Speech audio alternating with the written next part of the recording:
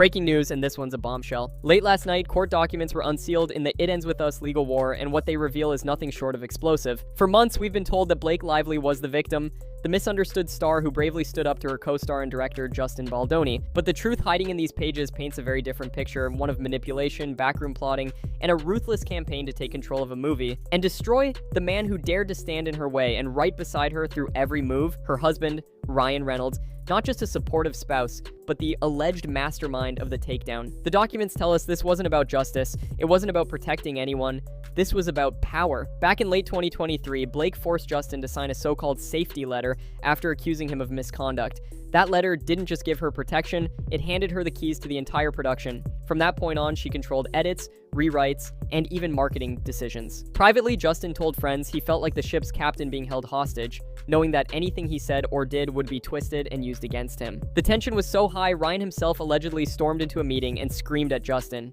But this wasn't just on-set drama. What happened next would spill into the press, social media, and eventually cost Justin's team a staggering $9 million just to defend his name. And it all started with one calculated move by Blake Lively, a move that would light a fuse Hollywood still wishes had stayed buried. Once Blake Lively had her claws into the production, the real war began. And it wasn't fought on set, it was fought in the press. According to the unsealed court documents, Blake and Ryan's strategy was clear. Control the story, control the public. And they did it the dirtiest way possible, by leaking damaging accusations to the media even before the movie hit theaters. It started with TMZ. In August 2024, just days after Justin's team refused to release a statement taking the blame for troubled production rumors, leaks about HR complaints magically appeared online. The timing wasn't a coincidence. The documents traced those leaks directly back to Blake's camp. And yes, Ryan Reynolds was in on it. The complaints were weak at best, including a so-called sexy comment Justin made during a hot bar scene, which both sides admit was awkward but far from harassment. Still, Blake and her allies spun it as proof of a toxic set. They didn't care if it was true. They cared if it stuck. And then came Ryan's big move, planting stories in the Daily Mail claiming he had to save the movie from a disaster of a script written by a woman, based on a book by a woman. The arrogance dripped from every line. Legal experts in the documents even point out this could violate the Writers Guild strike rules, but Ryan didn't care. It painted him as the hero, and Justin as the incompetent villain. Behind closed doors, Justin's PR team saw what was happening. One of them wrote, "Ryan looks the worst. This plays good for us, bad for them." But by then, the smear machine was running at full speed, and the most dangerous part, Blake and Ryan weren't just attacking Justin's work, they were setting up the narrative they would use to justify taking over the entire film. By the time the marketing campaign began, Blake Lively wasn't just the lead actress, she was pulling the strings. And Ryan Reynolds? He was right there, backing her every move, playing the part of the rescuer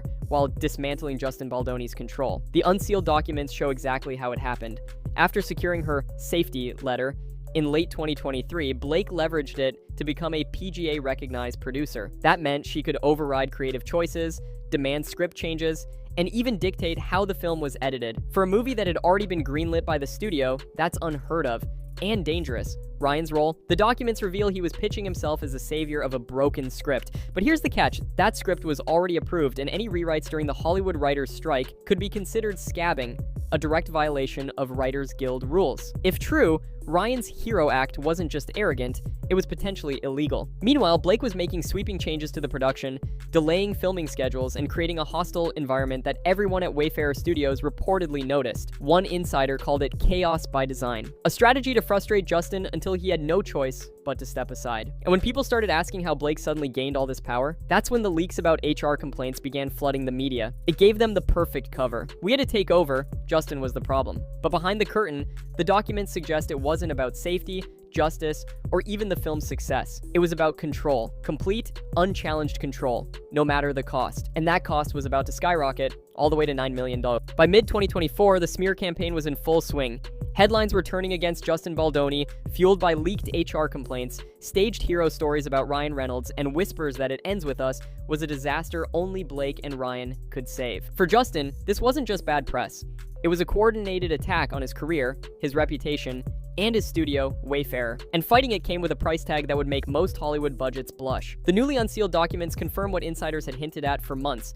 Justin and his team spent a staggering $9 million on crisis management. This wasn't a PR campaign to promote the movie. It was a defensive war, hiring top crisis PR experts like Melissa Nathan to counter every lie, every exclusive leak, and every calculated jab from Blake and Ryan's camp. Every day was a battle. One leak would claim Justin was bullying Blake. Another would accuse him of romanticizing domestic violence in the film's portrayal, a claim that ignored the fact that the marketing, which critics blasted as insensitive, was created by Blake and Ryan themselves. And here's the kicker. Even while privately disagreeing with the campaign, Justin's team still posted Blake's marketing content on official film channels because they were contractually bound to. Think about that. He was being attacked for the very marketing he didn't control, but was forced to promote. This wasn't about protecting victims. This was about Blake and Ryan controlling the narrative, choking off Justin's ability to speak freely, and making sure the only story the public heard was theirs. But $9 million later, one question remained. Could Justin prove to the world who the real villains were?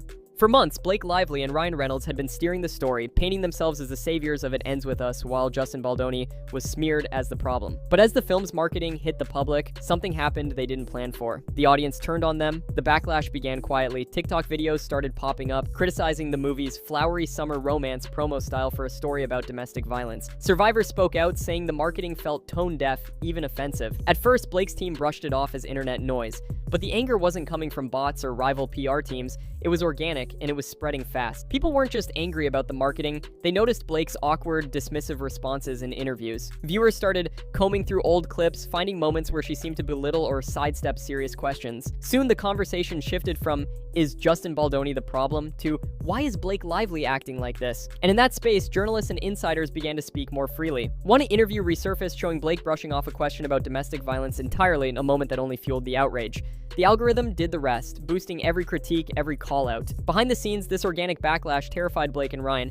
They couldn't spin it didn't come from Justin's team, and it didn't fit their victim narrative. Instead of weakening him, it was making them look manipulative and out of touch. For the first time, the power balance shifted. And once the public starts asking the right questions, Hollywood's most guarded secrets have a way of spilling out. When the court unsealed hundreds of pages of emails, texts, and internal notes, Blake Lively and Ryan Reynolds' carefully scripted narrative didn't just crack, it collapsed. For months, they sold the public a simple storyline. Blake was the wronged actress, Ryan was the supportive husband, and Justin Baldoni was the difficult, possibly dangerous director who had to be reined in for the good of the film. But the documents tell a very different tale, one of strategy, manipulation, and calculated power grabs. Text messages show Justin warning friends as early as January 2nd, 2024, that Blake had used the claim letter to gain power over the whole production and was prepared to twist anything he said or did against him. This wasn't a man suddenly creating a retaliatory narrative months later. This was a warning before filming even resumed. The files also confirmed that Blake's camp, with Ryan fully involved, was behind multiple leaks, HR complaints, rewritten hero stories about Ryan saving the film, and planted articles designed to undermine Justin's credibility. One damning exchange even has Justin's PR strategist noting that Ryan's arrogance in claiming to save a female-written script during a strike plays good for us, bad for them. A clear sign the smear was backfiring. And here's the smoking gun. The marketing criticism that sparked so much public outrage wasn't part of Justin's strategy at all. It happened organically, driven by real viewers. Blake and Ryan's team had nothing to do with it, which made it impossible for them to control. The documents don't just poke holes in Blake and Ryan's story, they expose it as a manufactured fiction, crafted to justify a hostile takeover and shield themselves from accountability. The unsealed documents don't just show how Blake Lively and Ryan Reynolds allegedly orchestrated a smear campaign against Justin Baldoni. They show why, and the answer is as cold and calculated as Hollywood gets: money, power, legacy. By the end of 2023, It Ends With Us was already greenlit. That meant the script was locked, the budget was set, and the studio's vision was in place. For Blake, that also meant her role was locked. She'd star, but her creative influence was limited unless she found a way to rewrite the rules. Enter the safety letter. What should have been a workplace protection document became her golden ticket. With it, she secured a PGA producer credit,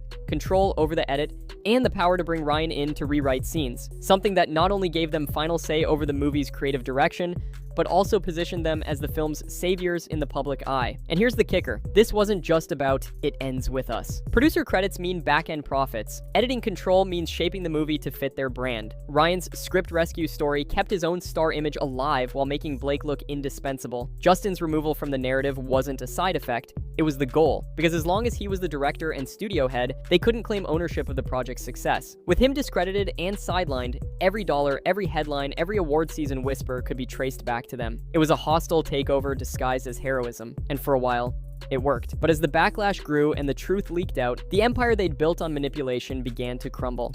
At first, Blake Lively and Ryan Reynolds' campaign against Justin Baldoni looked airtight. They had the media connections, the PR muscle, and a head start on the narrative. But then, the cracks started to show, and once the facade began to crumble, it did so fast. It began with the organic backlash over the film's marketing. TikTok wasn't just mocking the tone-deaf floral promos for a domestic violence story. Survivors and advocates were calling them out as harmful. Blake's dismissive on-camera moments went viral, spawning hashtags and think pieces questioning her character. The narrative she had spent months crafting was suddenly out of her control. Then came the press. Reporters who once repeated Blake and Ryan's talking points started asking uncomfortable questions. Why did Blake suddenly get a producer credit? Why was Ryan rewriting a greenlit script during a strike? Why were HR complaints hitting TMZ at such convenient moments? Behind the scenes, even some allies began pulling back. Industry insiders saw the leaked documents and recognized the patterns. Timed leaks, planted stories, and public misdirection. The hero couple image was losing its shine, replaced with whispers of manipulation and self-interest. For Justin, the shift was subtle, but powerful. The same public that had been told he was the problem was now questioning if he was actually the victim. The $9 million PR wall he'd built wasn't just holding, it was finally starting to push back. Blake and Ryan had built their empire on controlling perception, but now perception was slipping through their fingers. And once the public senses blood in the water, Hollywood's biggest names can fall faster than anyone expects. When the unsealed court documents hit the public record, there was no going back. What had once been whispered in DMs and hinted at in blind items was now in black and white. Blake Lively and Ryan Reynolds weren't the victims. They were the architects of a smear campaign. The texts, emails, and internal notes painted a damning picture. Strategic leaks to TMZ, Daily Mail, and other outlets, HR complaints timed to kill Justin Baldoni's credibility, and calculated power grabs disguised as safety measures. Even Ryan's so-called script rescue was exposed as a self-serving move that may have violated Writers Guild strike rules. The public reaction was swift. Fans who once defended Blake began calling her manipulative. Entertainment journalists openly questioned her ethics, and Ryan, normally bulletproof in the press, faced rare criticism for arrogance, misogyny, and exploiting his influence to undercut a woman writer's work. Inside Hollywood, the ripple effects were even bigger. Studios and producers took note. If the allegations in the documents were true, Blake and Ryan had crossed an unspoken line, using harassment claims and union-defying rewrites, not to protect a project, but to seize control and rewrite history. That kind of reputation sticks. For Justin, it wasn't total vindication, not yet. But for the first time in over a year, the tide was turning. The same media machine that had tried to bury him was now picking apart Blake and Ryan's every move. In a town where image is currency, theirs was suddenly worthless. And once that happens, even Hollywood's golden couple can find themselves out in the cold. When you strip away the headlines, the PR spin, and the staged photo ops, what's left in this scandal is simple: a story of power, greed, and betrayal. Blake Lively and Ryan Reynolds built their careers on charm and image. But in the It Ends With Us saga, that image shattered. The unsealed court documents don't read like the playbook of a wrong star and her supportive husband. They read like the blueprint of a corporate takeover. A takeover fueled by manipulation, weaponized media leaks, and the calculated destruction of a colleague's reputation. They didn't just want control of the film. They wanted the narrative, the credit, and the profits. And to get it, they were willing to paint Justin Baldoni, the man who brought the project to life, as the villain. For months, they controlled the conversation, but when the truth started leaking out, they couldn't spin it anymore. The public saw through the act. This wasn't a feud, it wasn't creative differences, it was a reminder of how ruthless Hollywood can be when power is on the line, and how quickly the truth can turn the tide. Justin may have spent $9 million in defending himself, but what Blake and Ryan lost can't be bought back: credibility. Once gone, it's gone for good. And now it's up to us to keep the story alive. Because if Hollywood wants to bury this, it's the audience that decides whether they succeed. If you think the truth matters, if you believe power players should be held accountable, like this video, share it, and hit subscribe so you never miss the facts they don't want you to hear.